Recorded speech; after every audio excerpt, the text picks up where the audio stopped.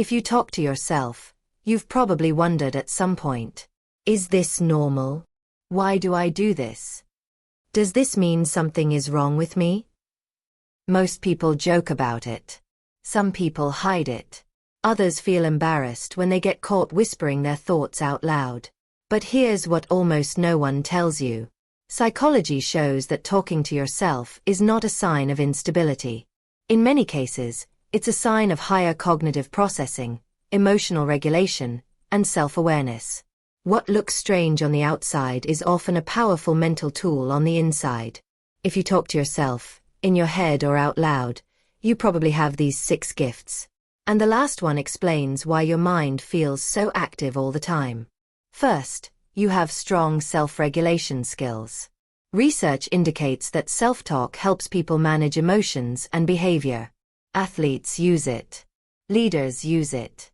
Even children naturally use it to guide themselves through difficult tasks.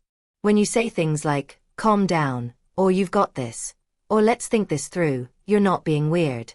You're actively regulating your nervous system. Instead of reacting impulsively, you create a pause. A space between emotion and action. That's a gift. Many people act first and reflect later. You reflect in real time. Second, you process thoughts deeply. Psychology shows that verbalizing thoughts, even quietly, helps organize complex information. When your mind feels crowded, talking to yourself can untangle it. You might pace while thinking. You might rehearse conversations before they happen. You might replay situations out loud to understand what you felt. That's not overthinking for no reason. That's cognitive processing. Your brain prefers clarity. And speaking your thoughts turns abstract feelings into something structured and manageable. Third, you have high self-awareness. People who engage in self-talk often question their own motives, reactions, and patterns. You might ask yourself, why did that upset me? Or, was I being too hard on myself? Or even, what do I actually want here? Research suggests that reflective self-dialogue increases insight. Instead of avoiding discomfort, you analyze it. This means you're more likely to grow from experiences rather than repeat them blindly. Fourth, you're naturally motivated from within. Positive self-talk is linked to intrinsic motivation. When you encourage yourself, you don't always need outside validation to keep going. You might say, just finish one more step, or you've handled worse, when things get hard. That internal voice becomes a coach. And here's something important. If you grew up feeling unsupported, self-talk may have become your way of creating the encouragement you didn't receive externally. That's not weakness. That's adaptation turning into strength. Fifth, you have a creative and imaginative mind. Research connects inner dialogue with imagination and problem-solving. When you talk to yourself, you simulate scenarios. You test ideas. You imagine outcomes. You might have full conversations in your head. You might create future situations and mentally practice them.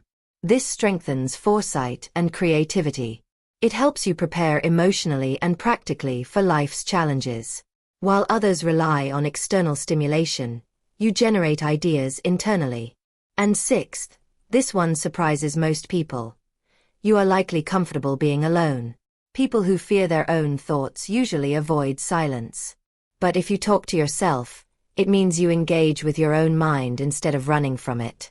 You've built a relationship with yourself. That doesn't mean you never feel lonely. But it means your inner world isn't empty. It's active, responsive, alive. Now, here's the curiosity most people carry. If self-talk is so beneficial, why does it sometimes feel overwhelming?